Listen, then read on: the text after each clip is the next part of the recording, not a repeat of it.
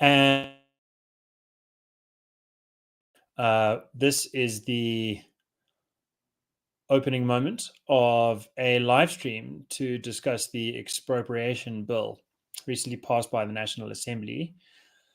We have an interesting group of guests lined up, but I'm reluctant to jump right into it because my experience of being on the other side of this equation in live streams is that it's appropriate to just wait a couple of moments for people to join in to the stream.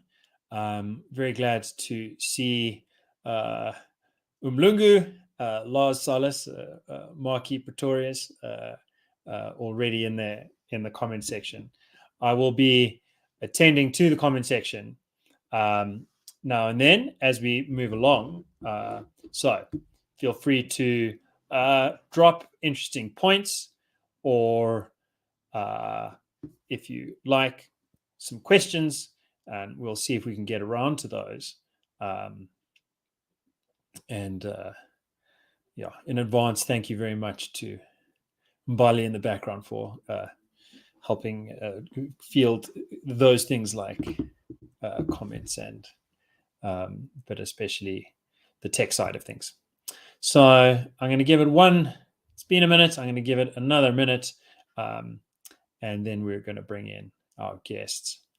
Greenway Associates. I like that name. Umlungu asks, why do I chuckle? Well, I wonder if your mother gave you that name, I suppose.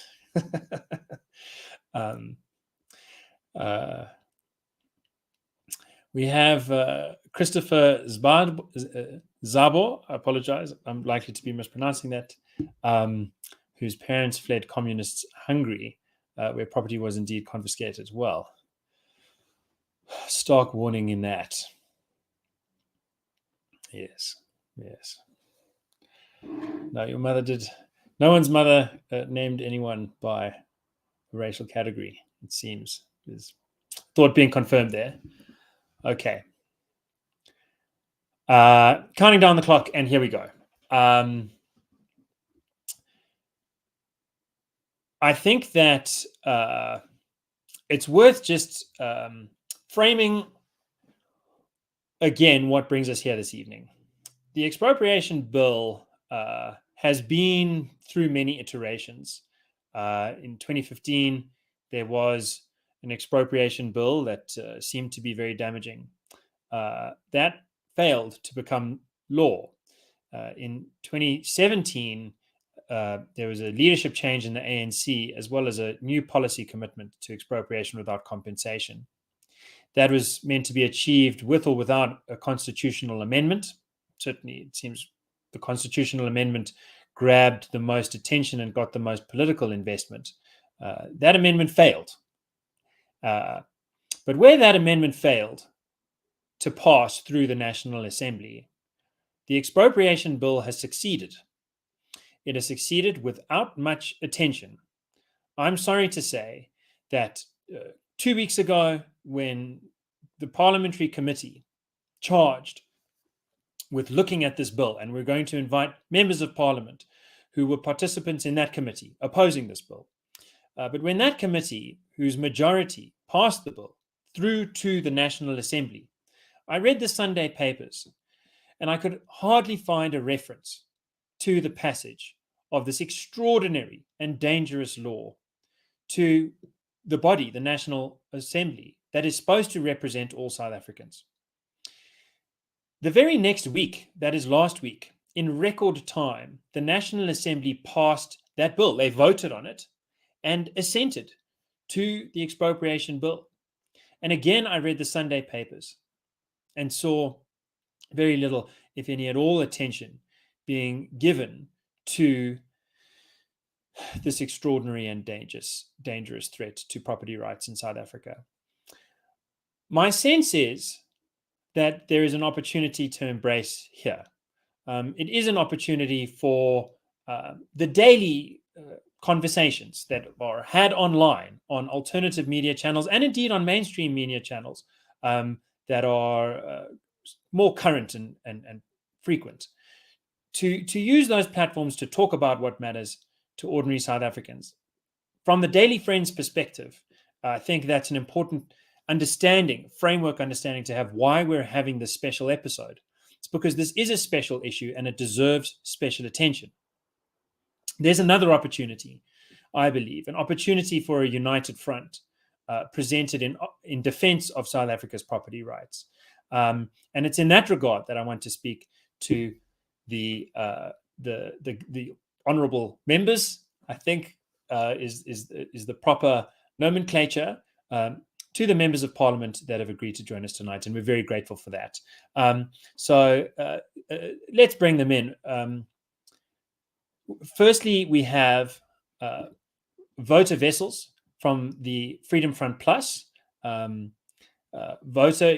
is a member of the. Please remind me. It's what's the committee called? Justice and no, this is Public Works and Infrastructure. Is that right? I'm not a permanent member of that committee. I'm actually a member of the Finance Committee, but I am the spokesperson of the party. Yeah. Well, very good. It's very good to have you. And I suppose it's one of the things about being in a political party that one wears different hats. But the message is clear. So good to have you. Thank you, Wouter. We also have Samantha. Samantha, please help me. I've always sort of worried and wondered if I'm getting this wrong. Is it Samantha Graham-Mare or Samantha Graham-Mare? No, you got Samantha it right first time, Gabriel. It's Samantha Graham-Mare. Well, it's very good to have you. Thank you so much. And you indeed were part of the Committee on Public Works and Infrastructure. Is that right? That's correct. We have spent 2 years deliberating on this piece of legislation. So yes, I have been at the forefront of fighting this bill for 2 years. Very good. Okay. Thank you, Samantha. We also have, I think next coming up is Wayne Thring, Member of Parliament with the ACDP. Good evening, Wayne. Good evening, Gabriel. It's very good to have you. Thank you. And you too have, I believe, been making strong statements opposing the expropriation bill. Yes, well, I sit on the Public Works and Infrastructure Committee, like Samantha, as well as Trade and Industry.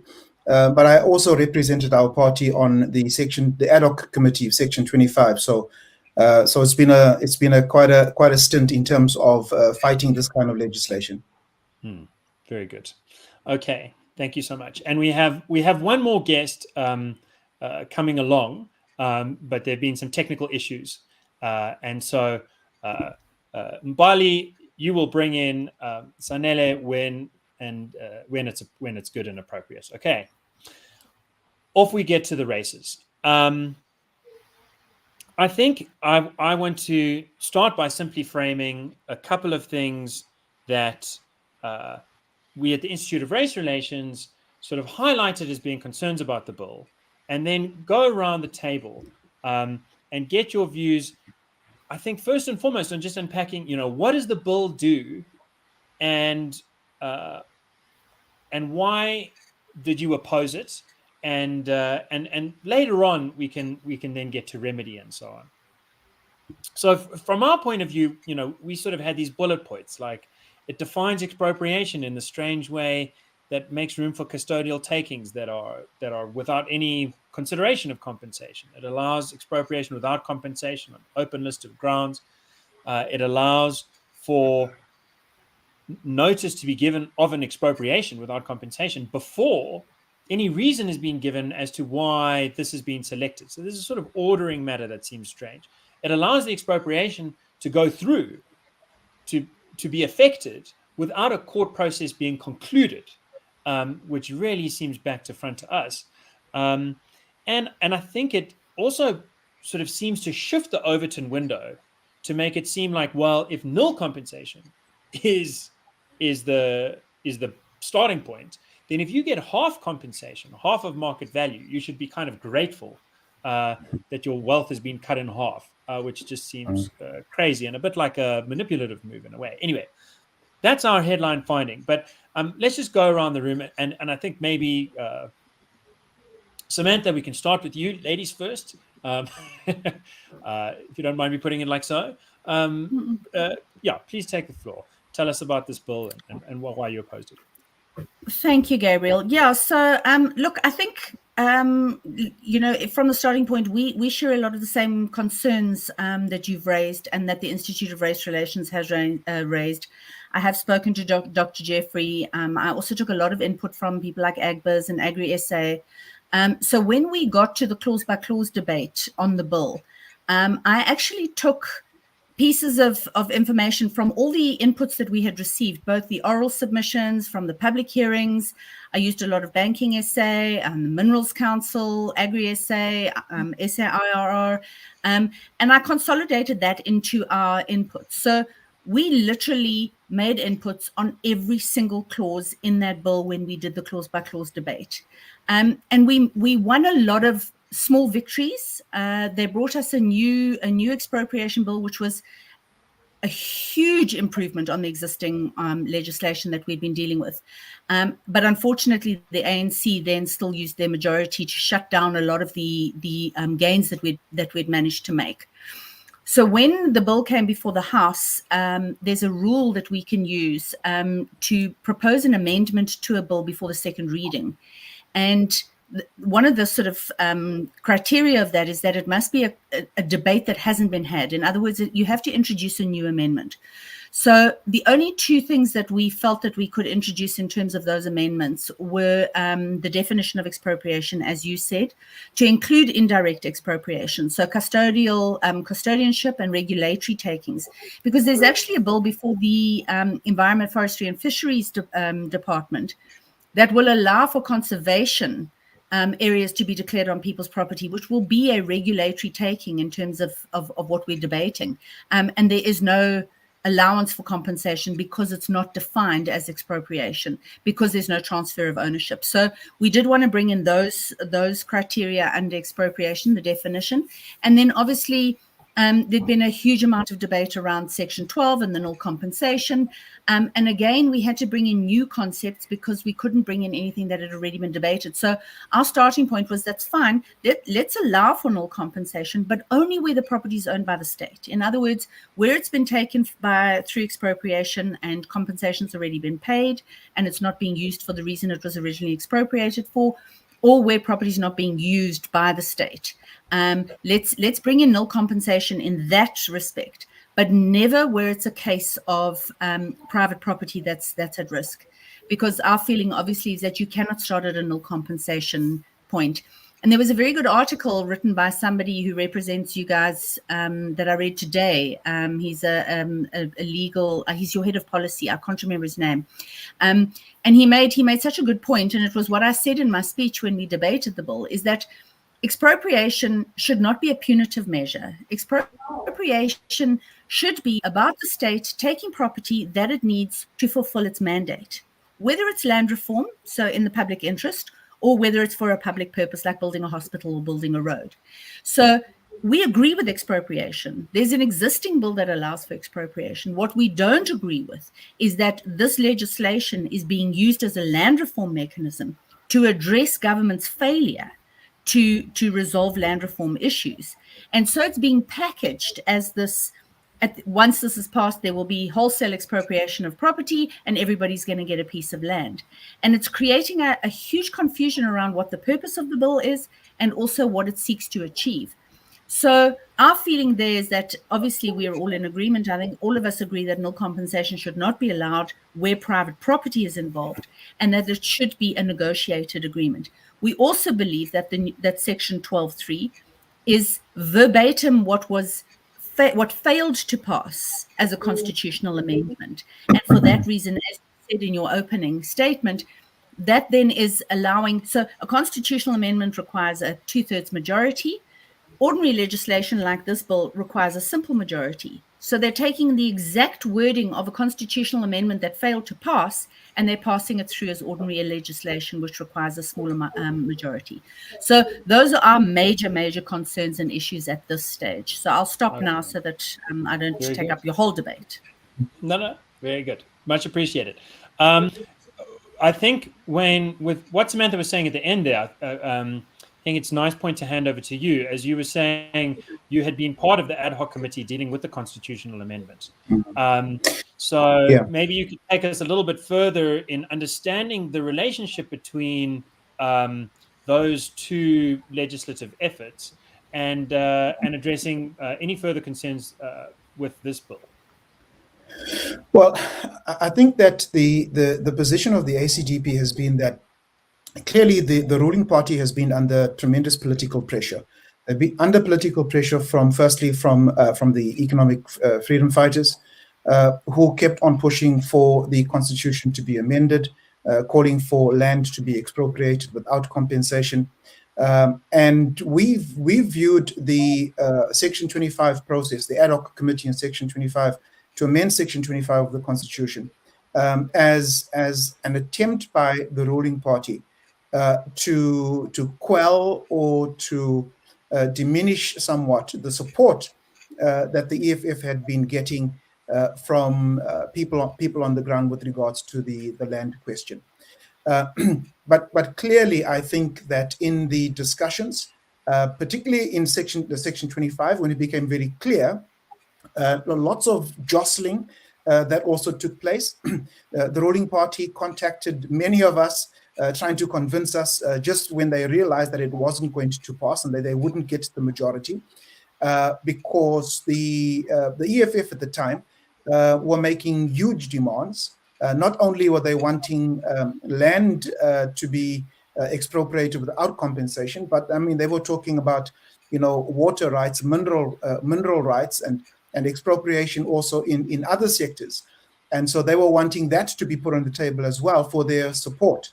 And the only reason why they did not support it was because they did not get all of the different demands that they put on the table. So when the ruling party found that they weren't going to obtain the majority that was needed for Section 25, I think very clearly that the next option, as Samantha indicated, the next option was to do it via this legislation, the expropriation bill. Now, clearly, I think that the ACDP is also cognizant of the fact that legislation is needed to deal with expropriation.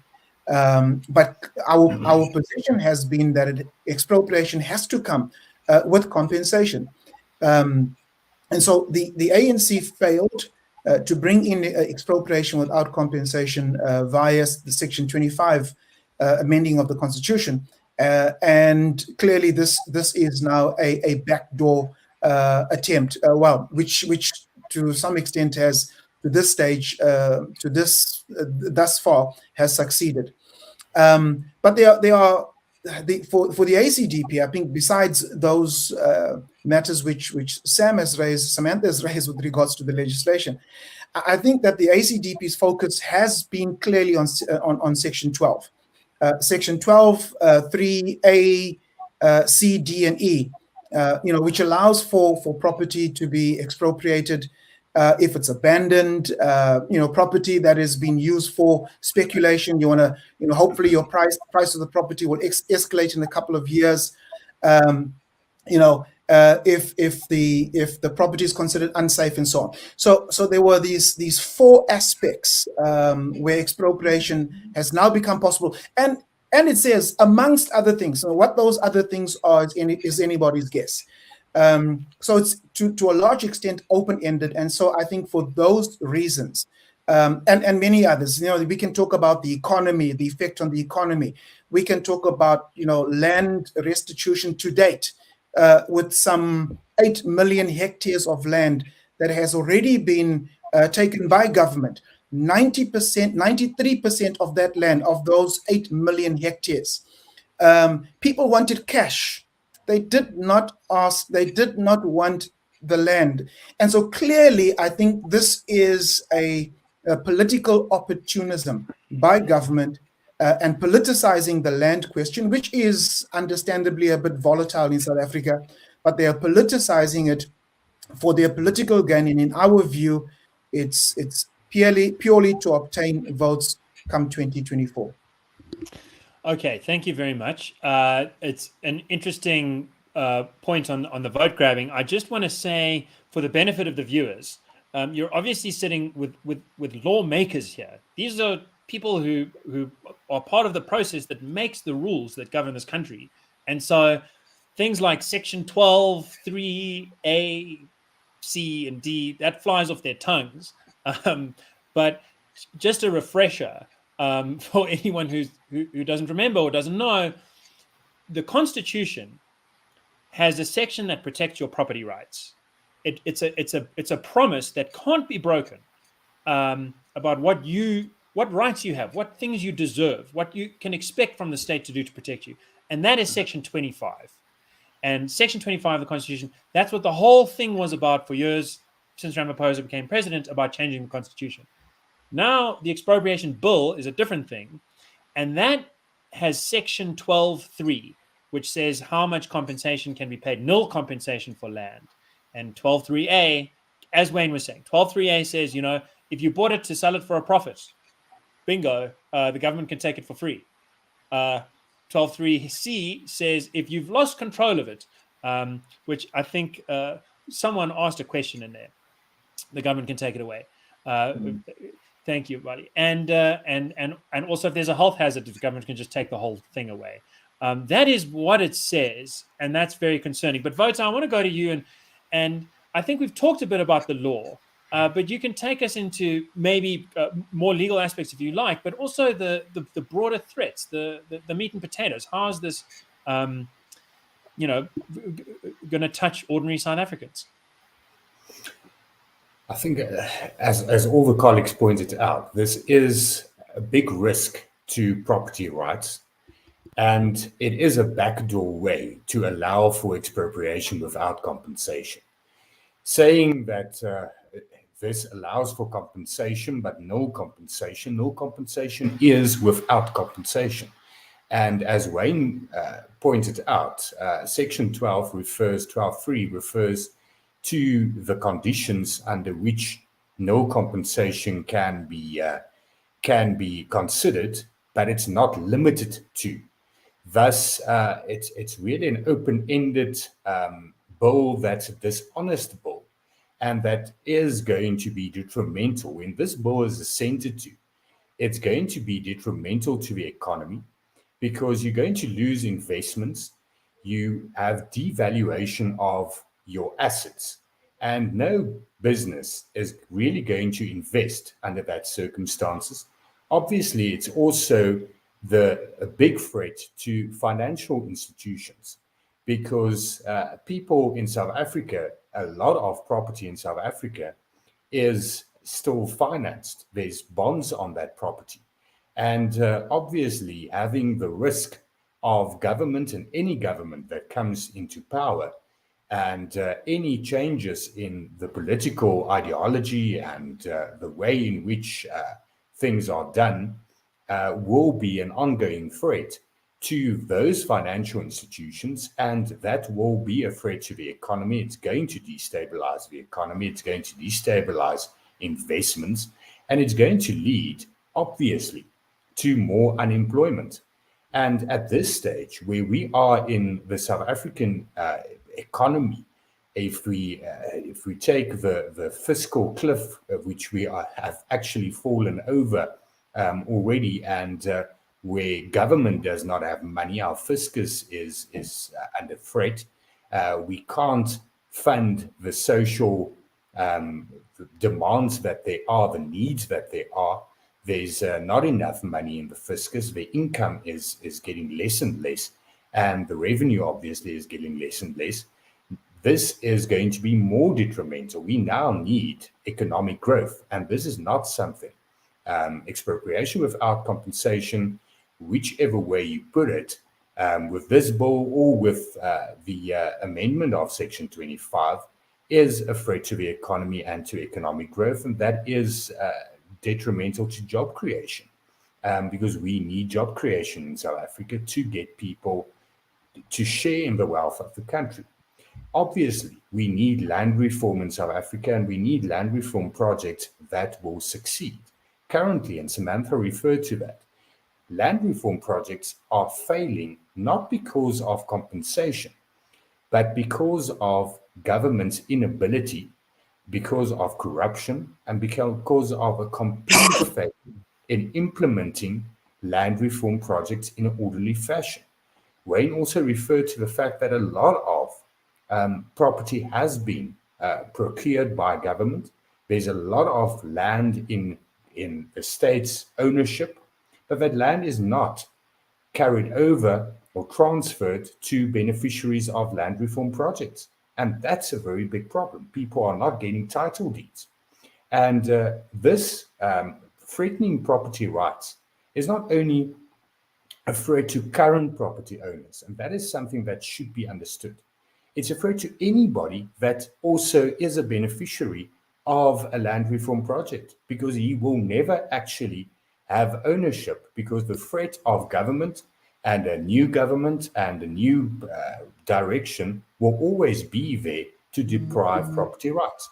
We believe that this bill is unconstitutional, and you said we'll get to the remedies, but I do believe that after the president assented to this bill, there's consideration by political parties. Currently, we'll need a third of members in the National Assembly to refer, in terms of Section 80 of the Constitution, this bill to the Constitutional Court.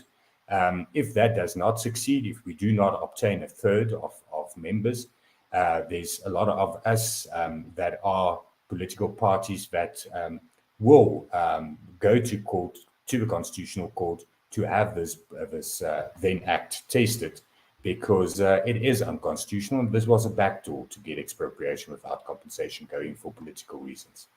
Okay, very good. We will get to remedy, but I like that foreshadowing, and I think it's important to for the audience to know that people are looking at the technical aspects that the law provides for to try and vindicate your rights, and also that is going to take a coalition of opposition parties to get their act together, which is something at the Institute of Race Relations we've talked about as being the kind of thing incentivized by the political system we have. We think that as this democracy matures, ordinary people need to get more used to coalitions and checking if they're serving your best interests. I just want to add to what Wouter was saying in terms of investment.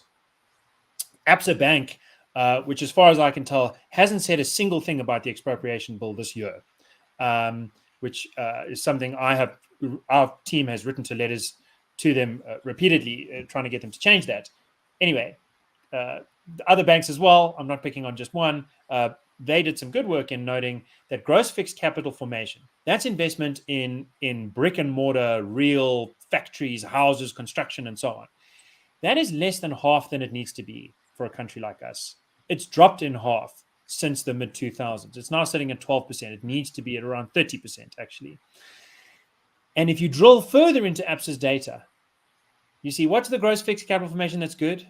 It's movable productive units, generators, things that Samantha had load shedding just as this call was starting, the kinds of things that we need to keep the lights on, but also that in a fix you can pick up and run away with, try and sell on to the next chap. The biggest drop is in construction, is in actual brick and mortar construction. I have had so many calls since this expropriation bill was passed from real estate developers saying, I don't want to invest in this country anymore. We've got 500 units here. We've got 1,500 units there. And we were going to keep going. But I'm phoning head office overseas. And I'm saying, I don't think we can do this.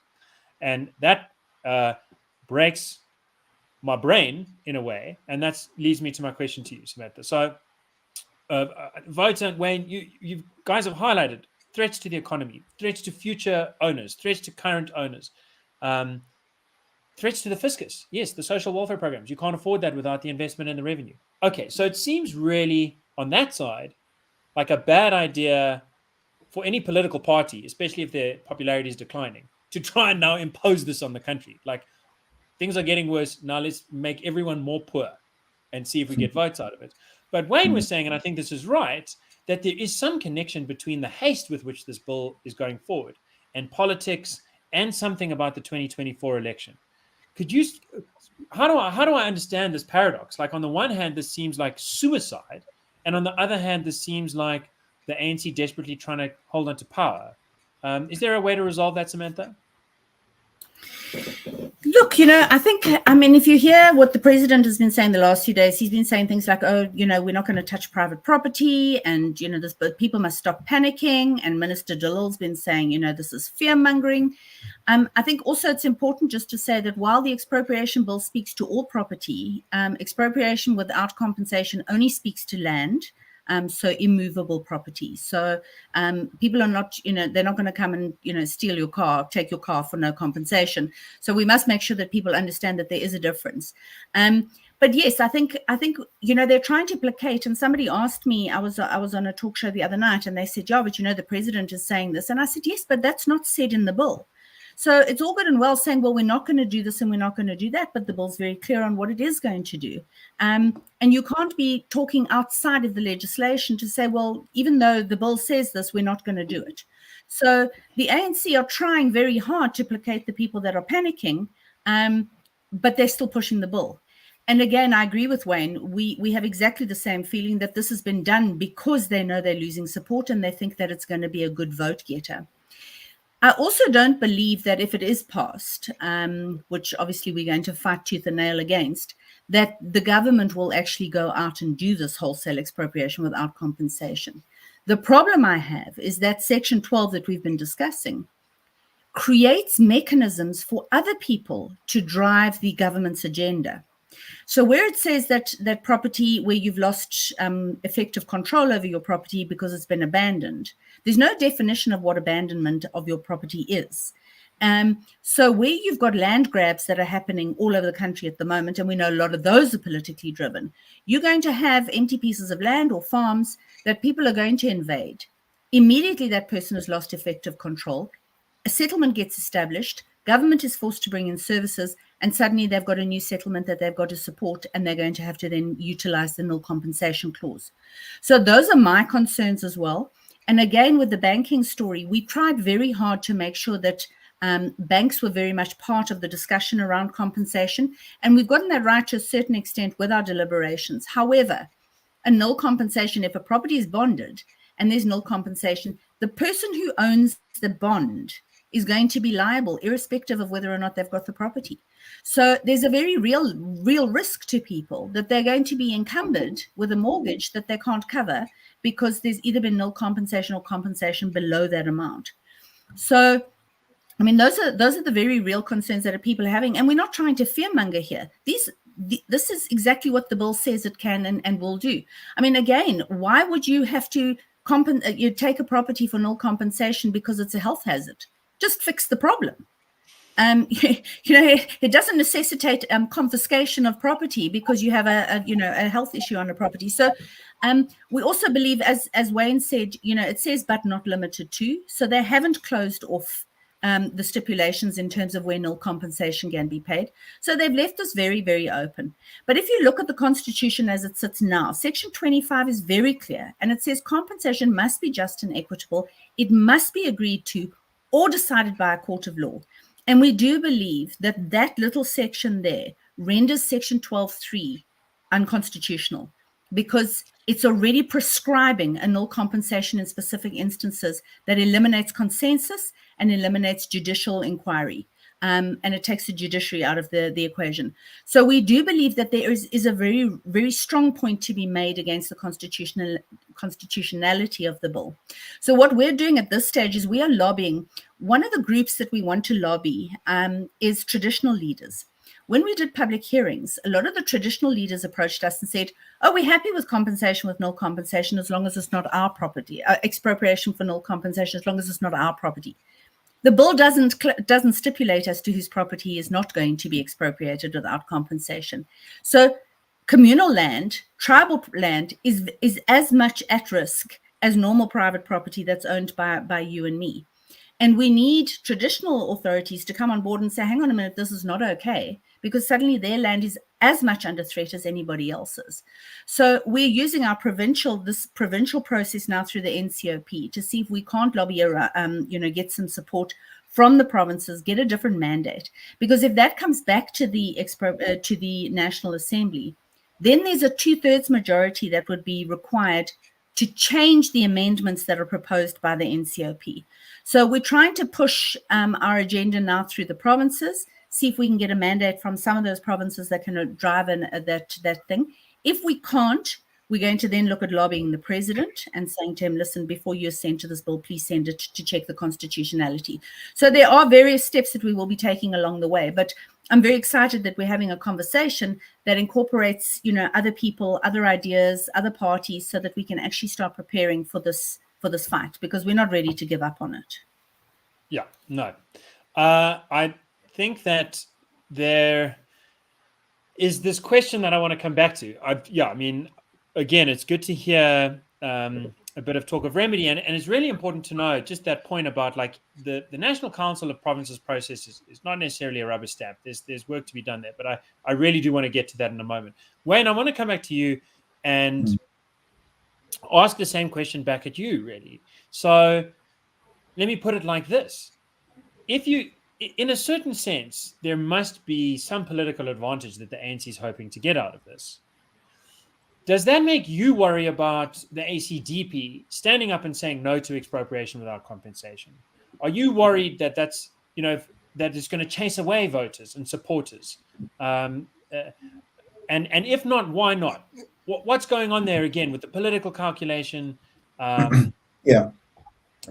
So Gabriel, let me first say that, look, we obviously, outside of our committee meetings, we have friendly chats with those from the other side of the bench, and I upfront ask one of the other members from the other side of the bench, from the ANC, why are you doing this? Because clearly, it's obvious that this is wrong.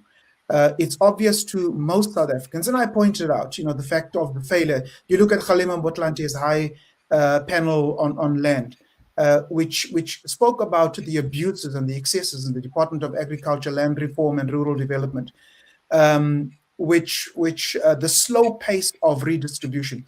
In fact, those 8 million hectares of land that was taken supposedly for redistribution now sits with government.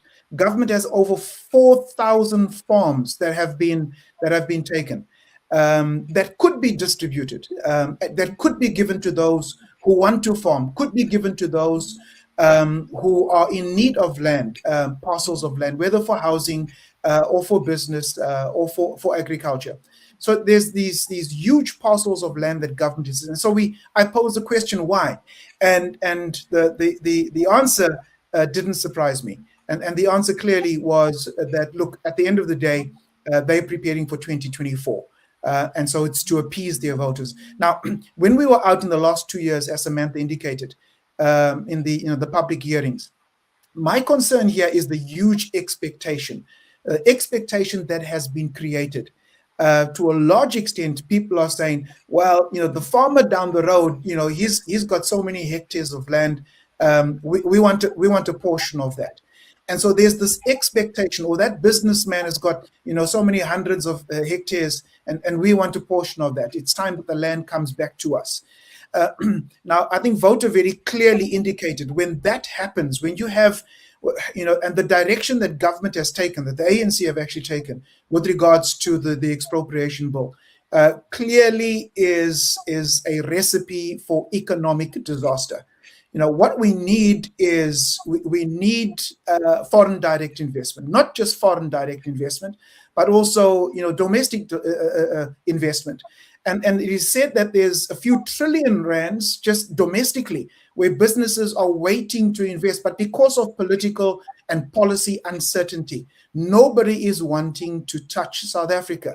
And clearly, these are the challenges. Now, the question that you asked is the ACDP concerned? No, because we've done our research. the vast majority, when asked, what are your key priorities? What is it that you, as South Africans, ordinary South Africans, want? Number one on top of that list is employment, jobs. Give us jobs. And then comes health, and then education, reduction of crime. So the land issue is way back. So are we concerned as the ACDP that we are going to lose votes on this? No, I think that South African citizens have also matured politically, and they have seen what has happened in Zimbabwe. They know what is happening in Venezuela. They know what has happened in some of the European countries, the Eastern European countries, where the communists have actually expropriated land without compensation. So we are looking at a more informed citizenry in South Africa.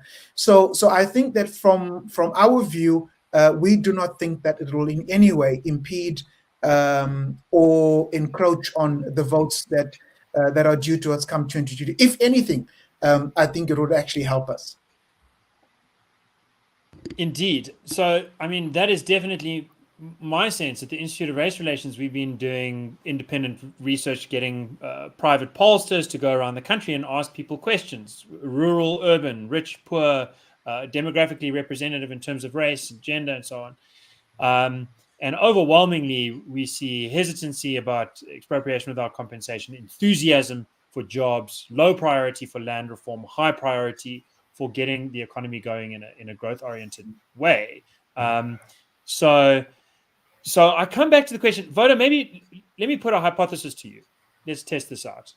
I think that, and we know other pollsters have come to the same results. I think that the ANC doesn't think it's going to get more votes out of this, but I think it might get more power come 2024 if it drops below 50%, because it'll still be able to team up with the EFF. Because expropriation without compensation as a policy was tabled by the EFF in their constitution, shortly after Nelson Mandela died. And the ANC only really officially adopted it in 2017, when Cyril Ramaphosa became leader of that party.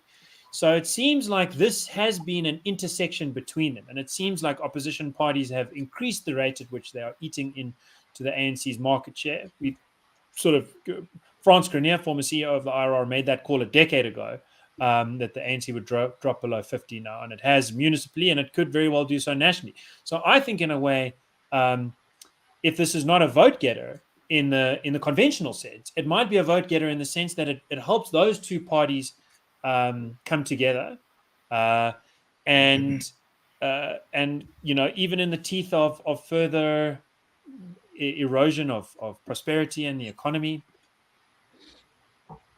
Does that make sense? And if so, I suppose maybe we can start kicking into remedy. Like how does one think about a South Africa in which EWC has been forced through, constitutional challenges notwithstanding? Maybe the courts don't go the way you want. I mean, what's going on here in that scenario? Yes.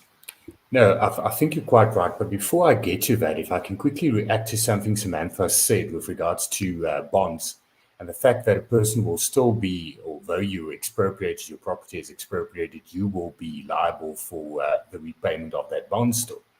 Obviously, in theory, that's correct. But practically, it won't happen. People won't do that. So we'll have a lot of defaults. We'll have a complete collapse of the credit worthiness of South Africans.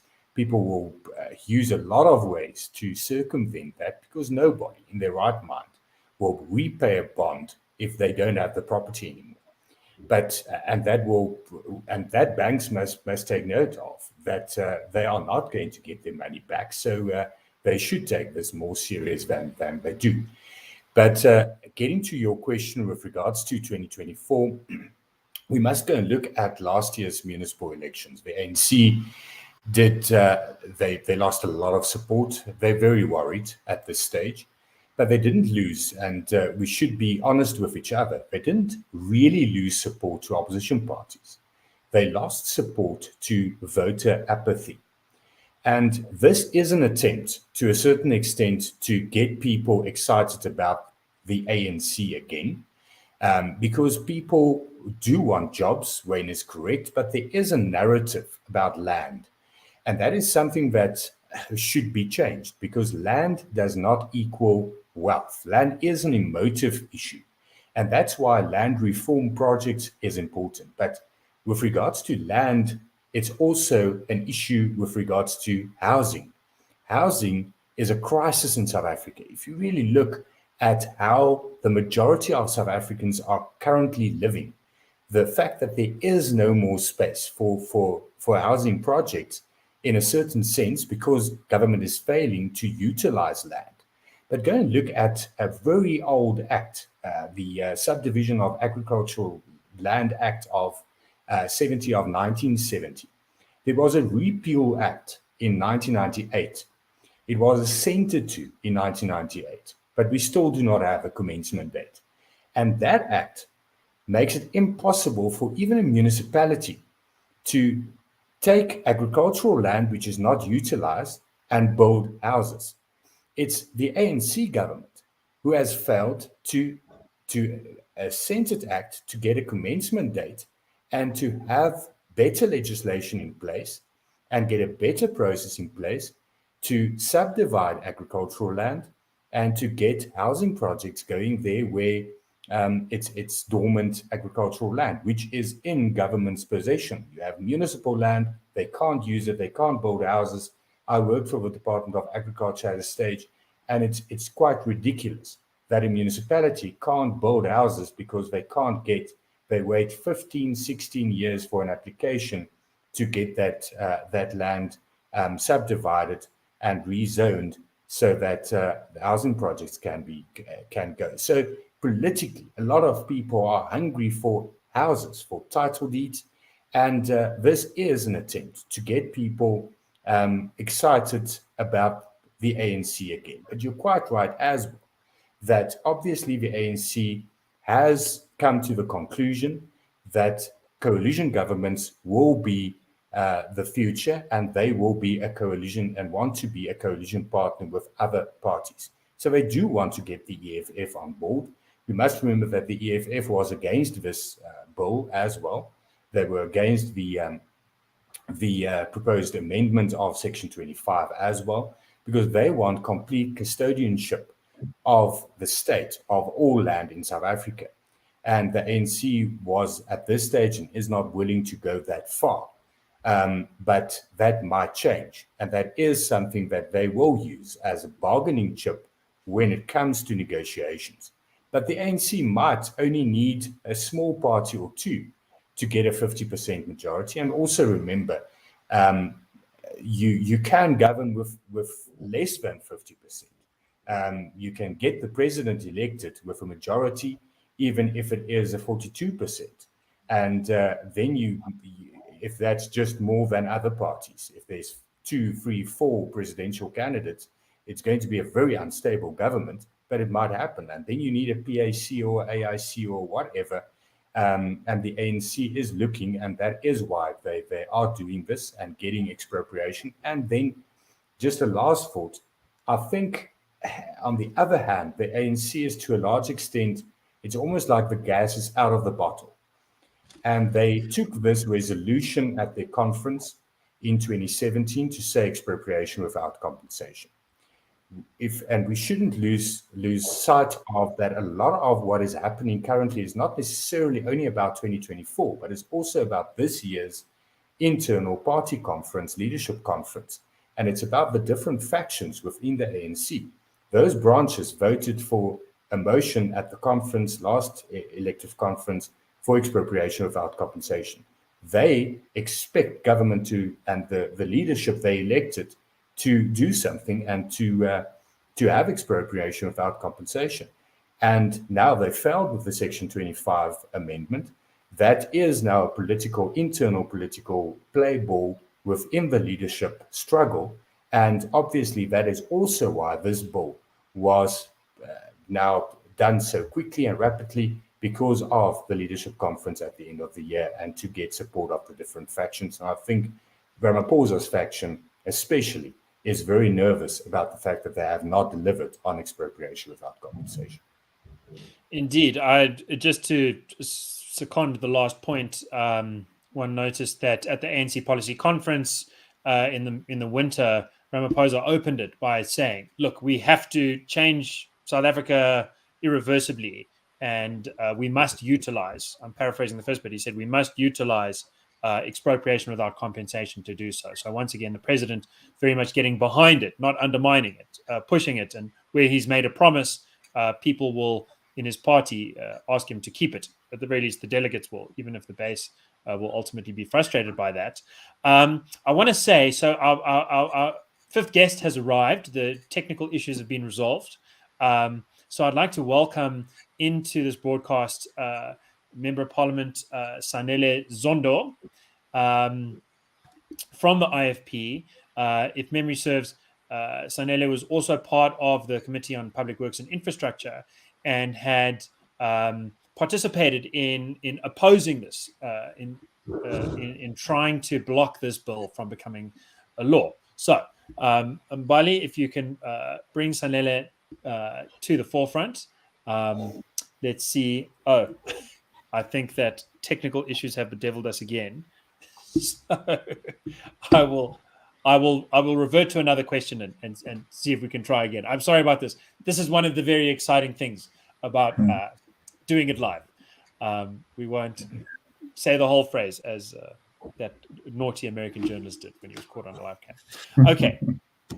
So what I'm getting is that it's the short answer to why is the ANC doing this is it's complicated.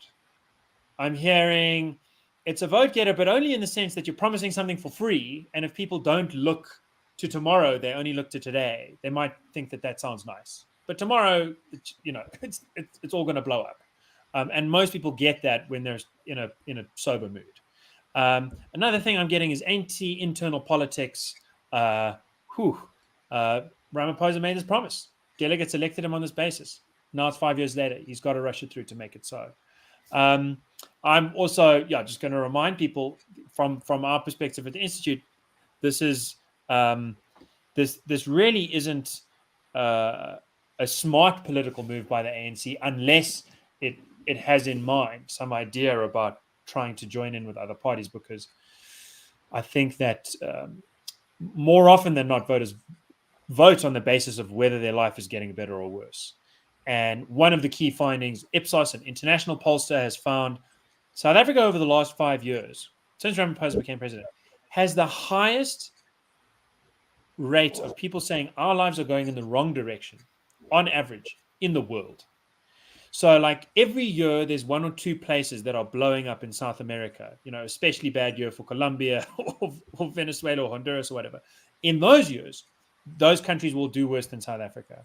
But every 4 months, they ask this question and, you average it out. We have the most disgruntled population on the planet, according to Ipsos. And I know the Socioeconomic Research Foundation just did a similar thing, and they got 90% of people frustrated. The very, across races, across age groups, across income groups, they really broke it all apart. I think they only found hope really amongst the sort of 16 to 21-year-old section, where I think maybe one's personal life overwhelms one's sense of gloom about the state of play. But it is gloomy. We've got a gloomy picture. We're coming up to the hour. I think we're going to push past that a little bit, but we're not going to be here all night. So I think now is the time to pivot to remedy. We've already talked a little bit about some of the steps, but let's go over that again and let's add to that. It's important, I believe, when people are right at the edge of losing hope. And I was depressed last weekend. I couldn't go out.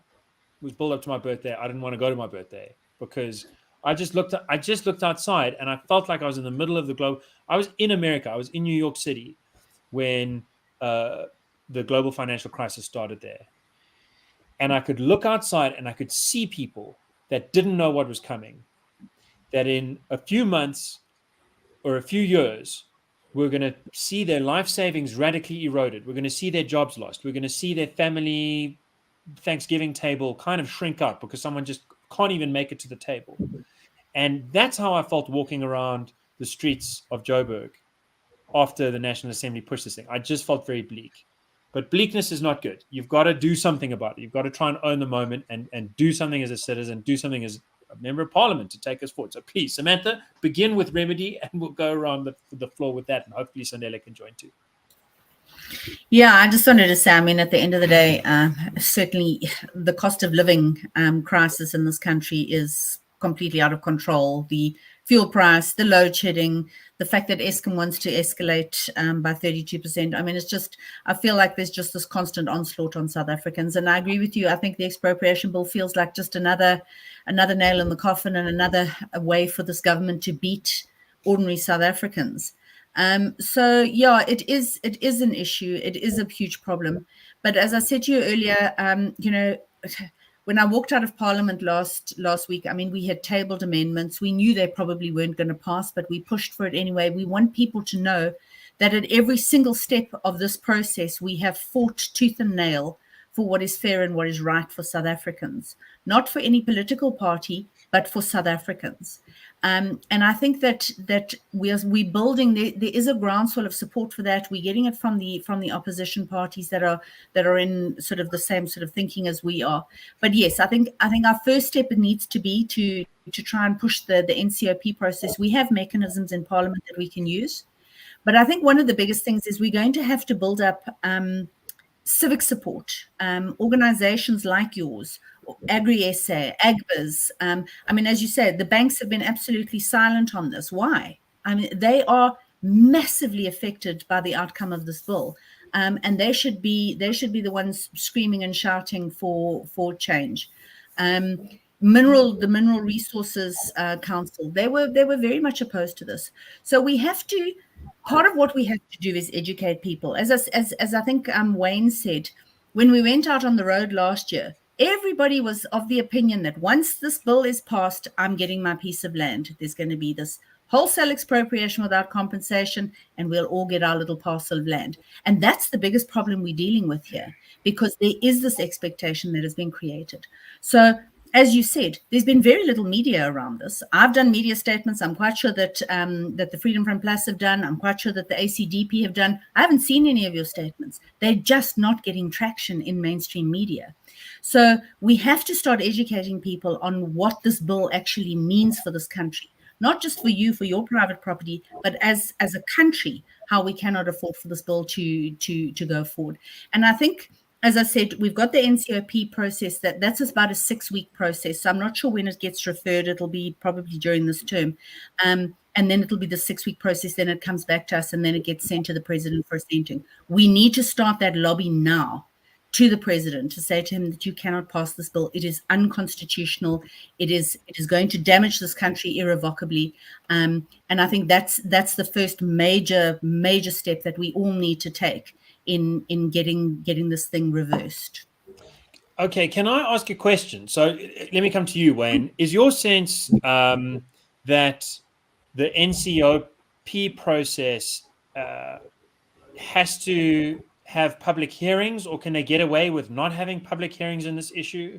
Is that a moment where people can get up and go to town halls to make their voices heard and try and get in front of some journalists that have the platforms that reach millions of people to leverage this thing, or can the NCOP just say, you know what, we don't need to hear from South Africans about this. We know what we want, and skip through that. Yeah, no, clearly, I think that the NCOP can actually do that. They can actually say, look, the public hearing process has actually taken place. Your Public Works Committee has gone out and met with the public. So constitutionally, the boxes have actually been ticked. But that certainly doesn't stop members from the public. You know, we are, so that the South African Parliament is called the People's Parliament. And so being the People's Parliament, there ought to be adequate access to parliamentary meetings. And so I think one of the things that Samantha mentioned is that there has to be an education with regard for civil society to civil society. There has to be engagement also with business. There has to be engagement with the finance sector, the banks. And it is strange because I know that during the Section 25 process of amending the Constitution, the banks were really involved and engaged, and we were called as the ACDP, for one-on-one meetings with the banking sector, and I think that their silence is strange. But clearly, we've got to get as many partners on board to prevent this bill from gaining traction. Clearly, it is antagonistic to the Constitution, to Section 25 of the Constitution, and that also must be challenged. The process also of land reform has been very slow. We need to actually indicate and take this fight also to the ruling party. They have failed from 1994 to date. They have failed in redistributing land. Rather, they have amassed land that has been taken for purposes of redistribution, now lies with government to a large extent also, where land has also been taken for redistribution, is leasehold, where those who are on the land are actually tenants for up to 30 years, 25 to 30 years. So we've got to take the fight back to government and also educate our people, educate the citizens of South Africa, because we cannot afford to allow South Africa to go the path of the other countries where there has been expropriation without compensation. I think Kgalema Motlanthe said in the national panel, he said, if security of tenure is not guaranteed, society as we know it will disappear, and the consequences will be too ghastly to contemplate. I quoted this in Parliament, and I said, now listen to one of your own. He's warning you of what could happen if this bill goes through. I think that's a very important point, and I kind of just want to squeeze in an IRR point. Our sort of legal team, we've been considering this, and it might be the case, Wayne. It might be the case that the constitutional boxes haven't all been ticked in terms of the public hearings. That the NCOP might have to have them, and for the reason that, amongst others, the socioeconomic impact assessment, the government's own check out how much this is going to cost. That thing at this stage is completely outdated. It's before the pandemic. I would argue that it wasn't properly done in the first place. And it's essential for the public to be able to participate, for it to have an understanding of what it's dealing with, at least in terms of the government's view of things. And so with an outdated thing like that, this bill kind of having gotten stuck, I feel like the NCOP at the very least has to try and get a new one, or by some mechanism invite the public in an informed and updated way to address this issue. But that's that is a technical point in a certain way. I think it's a good point, Gabriel, because look, during the COVID period, when the public hearings were actually held, they were limited. So the halls you were limited to 100 people in some cases. Depending on the capacity that the halls could actually take, 50 people, 100 people maximum. I think Sam was about 200 people or so, depending on the size of the hall. So I think you've raised a good point that the NCOP certainly would need to consider. Yeah. And every step of the way with this bill, the constitutional amendment was headlines and star of the show every step of the way. This thing, every step of the way, has been a snake in the grass. It has slithered through very silently and in lethal fashion. I don't think it's an exaggeration to say to the health and prosperity of this country. But I think that I like the idea of going to the NCOP, trying to make a fuss there, going to the president and trying to make a fuss there, and ultimately relying on the courts, if need be, to test this thing against the Constitution. I would also add, Chapter 1 says rule of law, and I don't know how you can square this with the rule of law. It seems like an arbitrary, discretionary, inexplicable power. But I still worry that I don't know. I suppose I want to say part of my worry is that the judiciary seems to be openly under attack from political forces. The Land Court Bill is coming right alongside the Expropriation Bill. And what the Land Court Bill tries to do is say, look, there's going to be a whole special kind of court. to deal with this sort of thing, and it can't exactly stop things from getting to the Constitutional Court, but it says no land case can ever go to the Supreme Court of Appeal. It really seems to be trying to remove that protection from us. Wouter, what do you make of the way that these bills kind of gel, or if they do? Well, I think you're absolutely right. And obviously, that's also the worry that and as Samantha put it, we will obviously, as opposition parties, do everything in our power to fight this bill. But we cannot ensure or be sure that the Constitutional Court will find the bill unconstitutional. And there is currently, and I say this hesitantly because it's also not good to say that, because we also lose hope when we hear that. But there is an encroachment on the separation of powers, and that is one of the biggest threats. Who appoints the Chief Justice? Who appoints judges? The whole Judicial Service Commission is a failed project. There's discrepancy there, and that's a whole topic on its own. But that does pose a threat, because currently we rely on the Constitution and on the Constitutional Court. We've already lost the legislature to a large extent, because the executive is wagging and actually telling the legislature what to do. And that's a huge problem. They determine our program. They tell the ANC caucus how to vote and how to do oversight. And the whole Pala issue is once again an example thereof.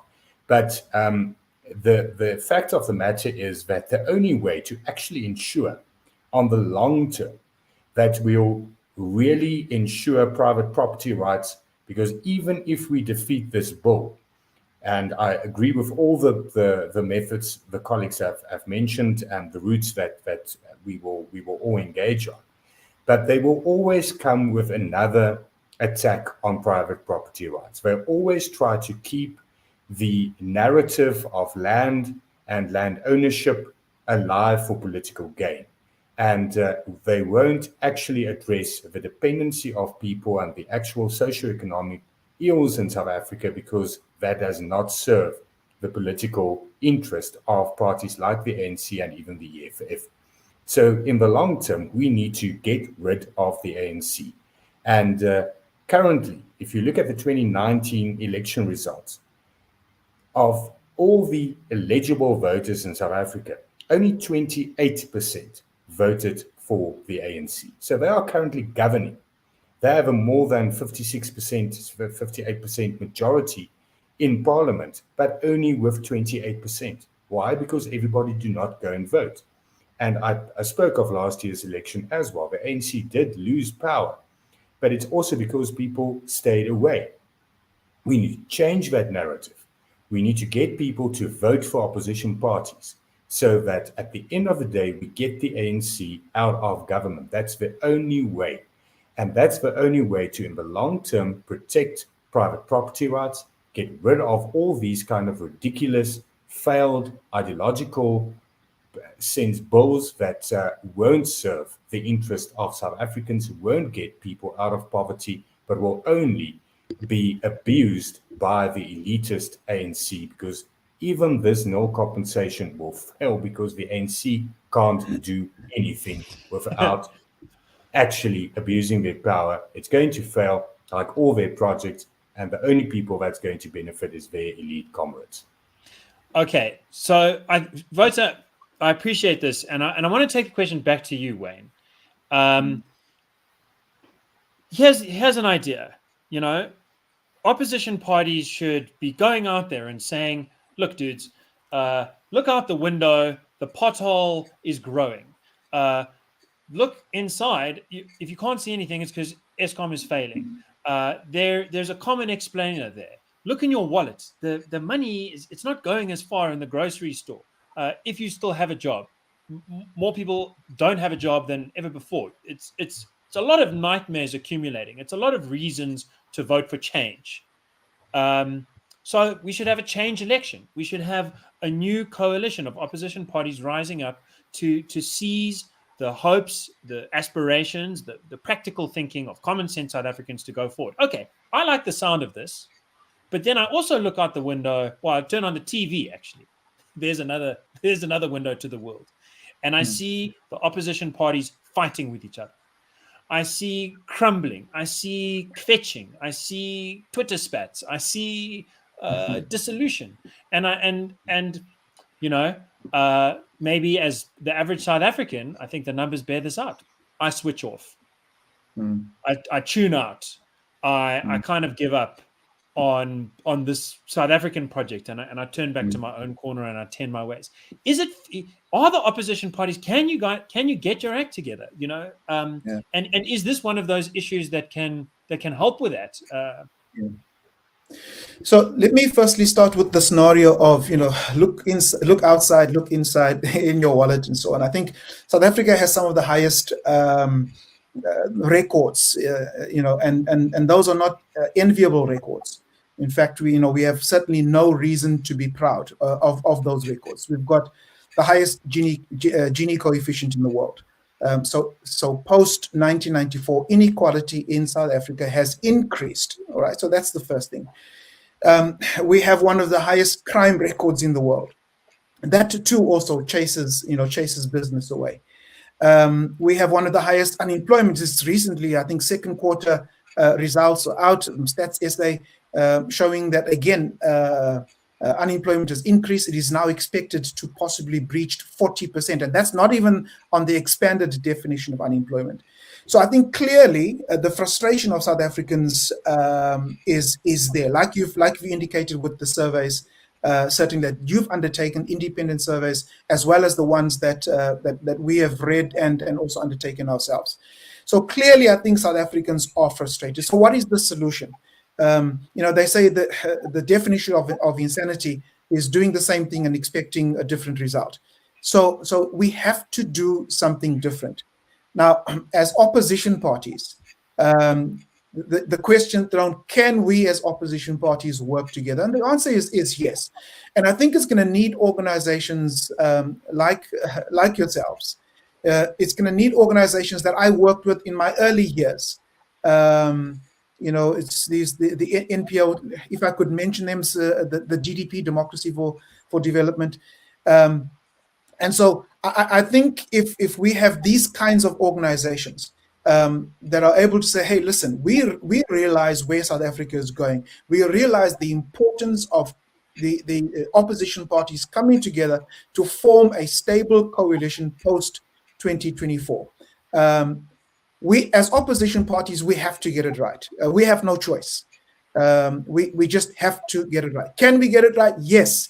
And there have been examples where, okay, we've had the few spats and we've had the few betrayals, and it's shown. I think those who are committed to the coalition, where there have been betrayals, we've acted swiftly and we've dealt with it. So yes, I think the coalition can work. Those who are serious about political parties that are serious about seeing South Africa move in the right direction or trajectory, they are determined to see it work. And as I said earlier, we actually have no choice.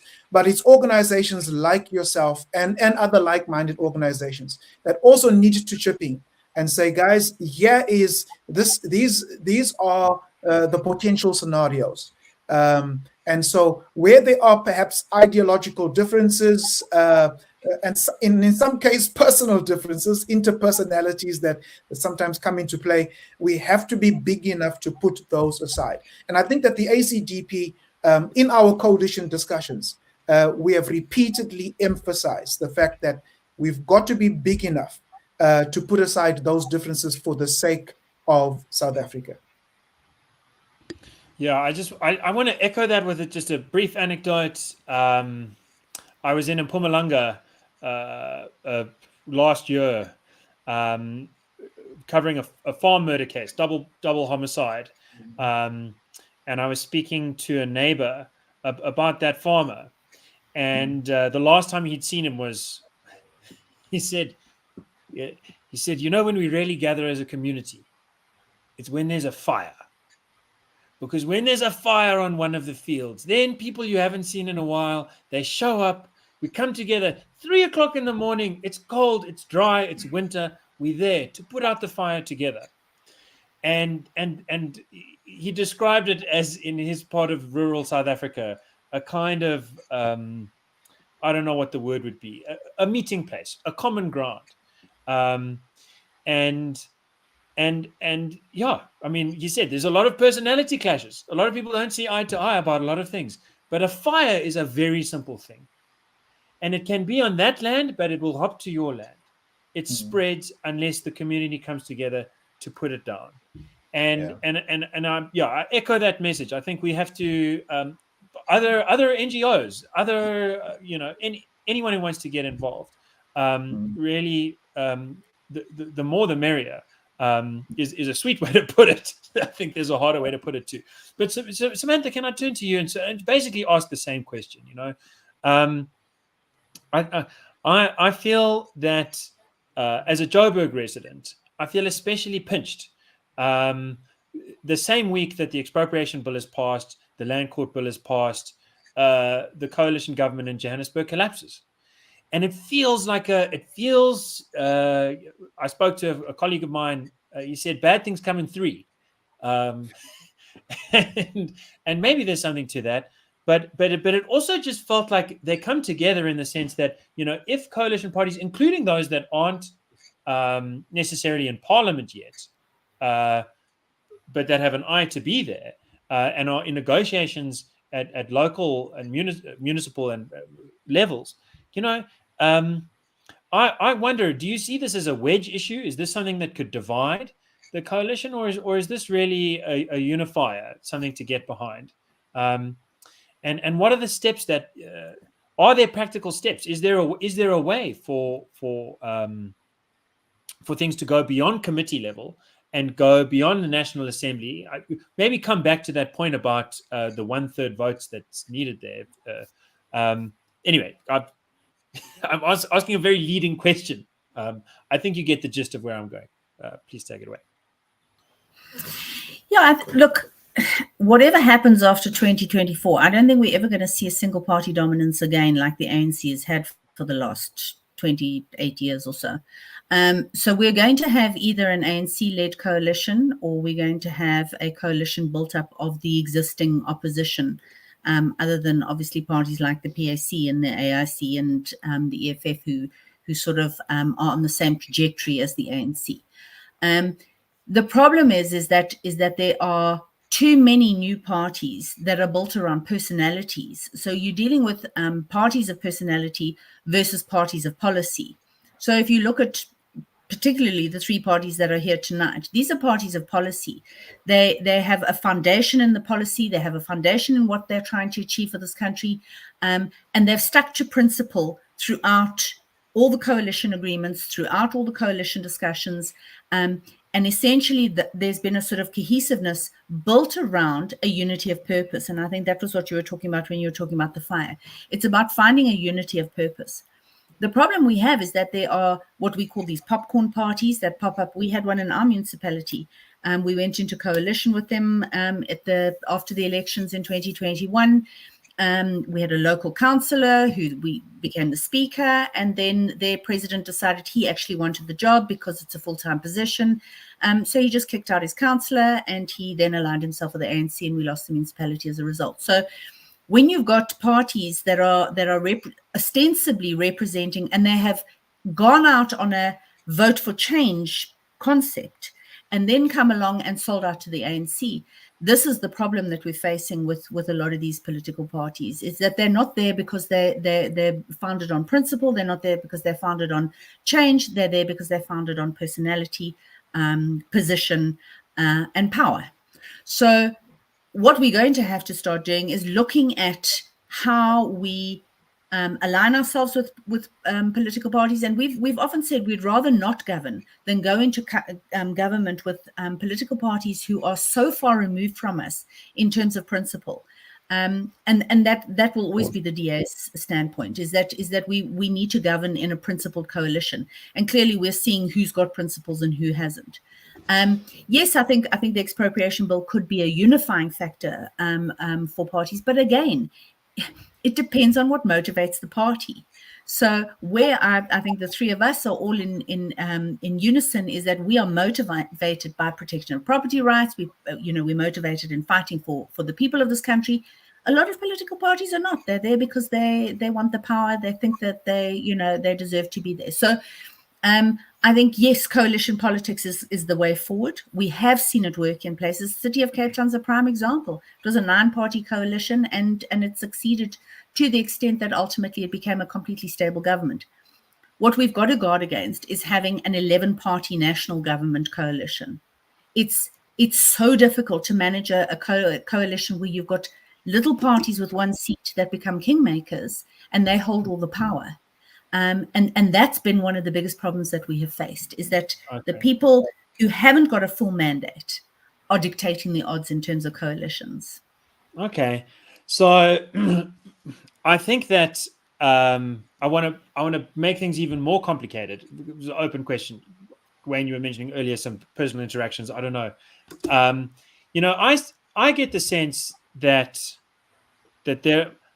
I'm a childhood lover of the ANC, frankly. That's the first party I loved as a kid. When I was 4 years old, my mom said, "Who should you vote for?" Who should I vote for? I said Mandela, obviously. And so maybe it's romance. Maybe I was if I could have voted when I was 13, I would have definitely voted for Thabo Mbeki. Maybe it's nostalgia. Maybe I put it to you guys, there really have been great successes under the ANC. I think about the economic performance in the mid-2000s, 5% GDP growth, adding 3 million jobs in 7-8 years, halving the debt. Trevor Manuel, Kaklema Motlanthe, Tito Mboweni. I think that there are ANC members who are mostly out in the cold, that are very prominent and fondly remembered by many South Africans, who surely to goodness know that this is an own goal, in the mildest way to put it, that the expropriation bill is not good common sense. And I wonder, as weird as it is that the banks got together under BASA at the February last year, 2021, made a submission saying, expropriation without compensation, it'll ruin the economy. Below compensation with the mortgage issue, exactly what Wouter was saying. Even if you say by law we'll be covered, the people must still pay us after the property's taken. The people are not going to pay us. It'll cause something like the global financial crisis in South Africa. The banks got it, but now they're not talking about it. There's a problem. I think some of those ANC top former semi-frozen out members, I think they get it, but aren't necessarily talking about it explicitly. It sounds to me like, does anyone envisage any splinter in that party on the basis of this issue? And another data point that I wonder about always is, I noticed when the constitutional amendment bill was tabled last year, not all the ANC members voted for it that are in parliament. Is there any sense in looking for drawing people away from a party that seems to be committing itself over and again to destroying the prospects of South Africa? Because I must just finish this long-winded question. I apologize, but I just want to say, at the Institute of Race Relations, we are not for or against any party. We're for and against policies, and we're against this policy. And as long as the ANC is committed to it, I wonder if the good legacy parts of it can't be pulled out to help the United Front to defend property rights. May I react to that? Okay, we've got Wouter and Wayne. Take it in turn. Wouter, I think you got in first. It's fine. Go ahead. Thanks, Wayne. No, in fact, I hear what you're saying, and obviously there are ANC members that do differ with regards to certain of how certain policy directions are executed. But with the emphasis on that, it's never been that the ANC is not in favor of a system where there is less emphasis on private property rights. And now I'm talking about since prior to 1994, since after 1994, under President Nelson Mandela, under President Thabo Mbeki. Go and read the policy documents of the ANC. The only difference was, if you go and read a lot of the internal documents, is that they knew that they couldn't affect those policies under those circumstances. And there's always been a debate about that. But being that the ideology, there's no debate about that. Tito Mboweni, Trevor Manuel, that is the ideology. And it's just the execution that might differ. But the fact of the matter is, if you really go and look at the ANC ideology, it is failing. It has failed. And yes, there's been successes, but it's also completely different circumstances. The country is in a completely different environment than it was in the early 2000s in terms of the budget surplus that there were. Although, if you really go and look, and then we're going into a financial debate, that the contingent liabilities were always there. We actually did not have a surplus under Trevor Manuel. We did not have a surplus under Pravin Gordhan.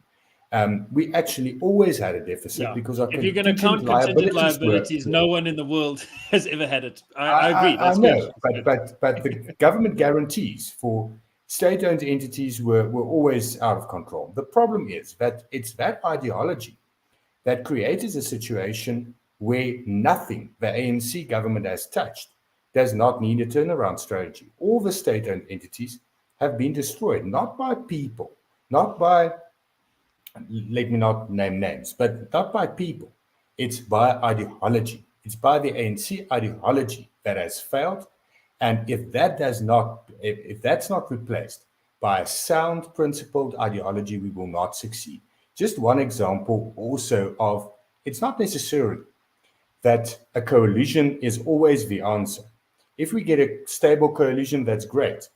But we've proven in June earlier this year that parties with a lot of differences in Parliament succeeded to defeat the appointment of the Inspector General of Intelligence.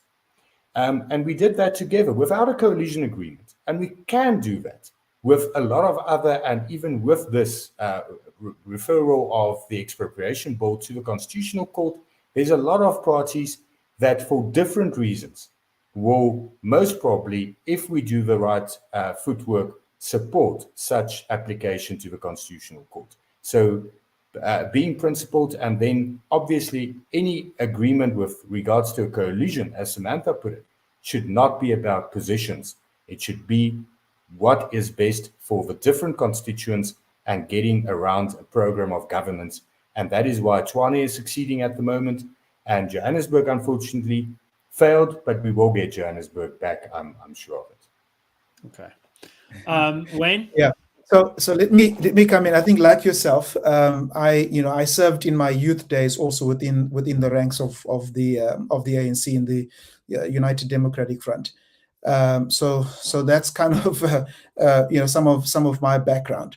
And so some of the colleagues that I now meet in the corridors of Parliament are some of the ones that we rub shoulders with in the 1980s as we fought for the freedom here in South Africa. And I think clearly there are those, but voters correct about the ideological argument. But there are those, I think, who are prepared to put the country first, beyond party ideology. But I think that they are afraid. And obviously it's about interests, it's about personal interests, it's about their jobs and security and so on.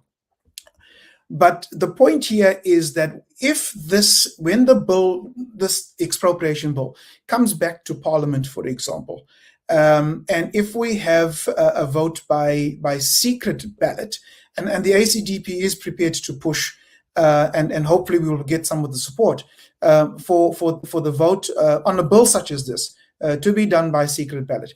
In that case, those whom, Gabriel, you mentioned, who could be sympathetic and who do want to see South Africa move along the correct path, may actually then vote together with the opposition. So yes, I think that that there are those, but if it's going to be not a vote that is in secret ballot, I think that what we will see is the ruling party moving into a logger mentality and voting in bloc as they have previously. Okay, yeah, it's a very interesting idea. If you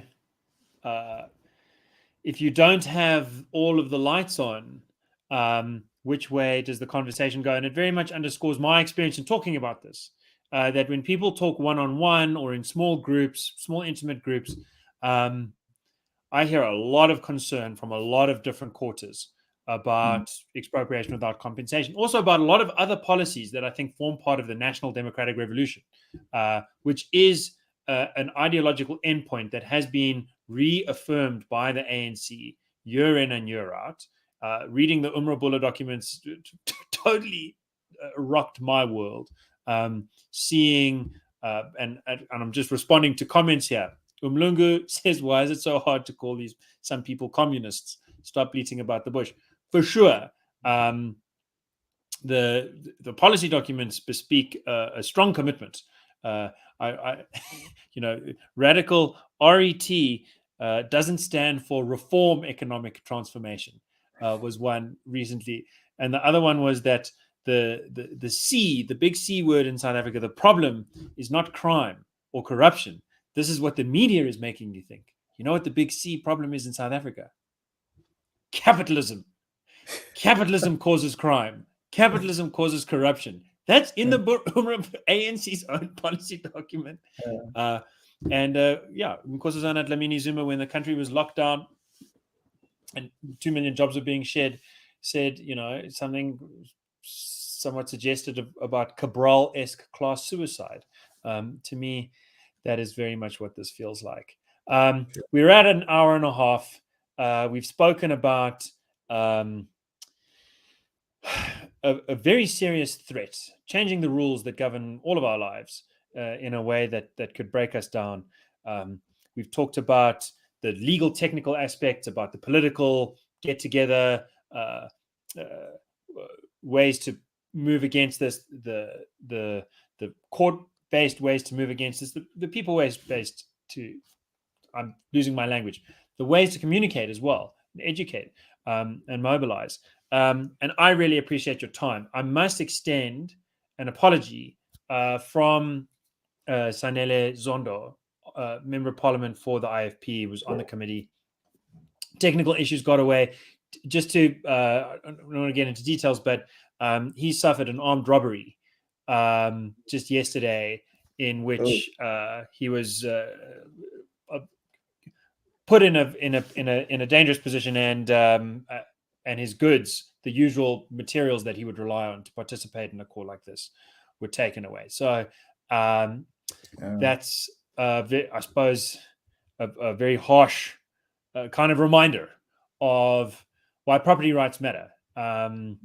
It's just all too easy to get robbed in this country. We need the government to be protecting the innocent, not preying on ordinary folk. I just want to go around the room again. I'll go sort of counterclockwise. Final words, and thanks from me. So, Wouter, let's start with you there. No, thank you so much for this discussion, and I think that is where the solution will lie, is more of these discussions to also get ordinary South Africans to know what this is about, because I think it's been repeated throughout this evening that a lot of people do not know the seriousness of the expropriation bill. A lot of people on social media say, but we thought it was defeated last year. There's confusion between Section 25 Amendment and the expropriation bill and no compensation.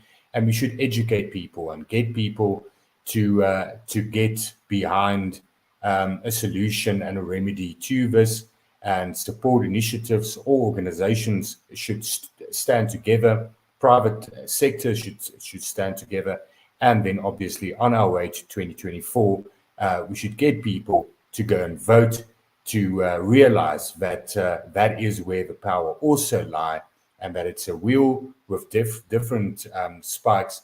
And one of those spikes, and without that spike, are the elections, and using your democratic right, which a lot of people fought for in this country very hard, won't get the wheel moving forward. We need private sector, all kinds of organizations, but also political parties, and use our political power to stop the abuse of power and get this country going again, get economic growth, get wealth creation, get people into jobs, and get a prosperous country, because we are good people. And if good people come together, we will make this country work. Spot on. Over to you, Wayne. Well, I think that Gabriel, South Africa, well, firstly, also thank you for having us. It's been an enlightening discussion. Thank you also to all of my colleagues that have joined us tonight as well. But I think that South Africans are resilient. When one looks at the history that we come from, 1994, there were many who thought that civil war was going to be the only solution thereafter. We survived the transition, and so the resilience that is within so many South Africans needs again to come to the fore in moments like crises and in moments like what we are facing right now. And so we certainly call on all South Africans to oppose this particular bill, to stand together and let their resilience as one nation, one people, coming together to stand for that which is right, calling for accountability, calling for righteousness, calling for justice, the righteousness and justice to prevail. And clearly, this particular bill is not righteous, neither is it a just bill. It does not comply with Section 25 of the Constitution, and it must be challenged. The entire nation has to come behind political parties that oppose this bill. Together, we are able to overcome the challenge that lies ahead of us.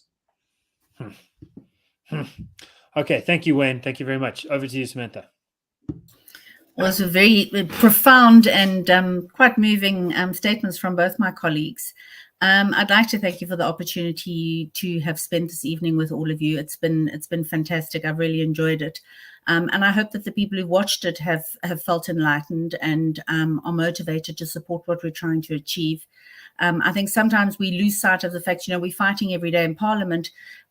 We're not telling people how much we're fighting, and I don't think people realize that we are there fighting. So I think part of our job has got to be to educate more, to get people behind us, to push this narrative that we can't allow this bill to pass. And I'd like to thank the Institute for Race Relations. You guys have done a phenomenal job. I'm convinced that the delay in voting on the report on the expropriation bill was because of the pressure you brought to bear on the members of our portfolio committee with the letters that you wrote, the letters to Banking South Africa. So I'd like to thank you for the role that you have played to this point, and also to my colleagues for the support that we've all found amongst each other in trying to defeat the aspects of the bill that we believe are so bad for this country. But I also want people to know that, hope is never lost. There are steps we can take.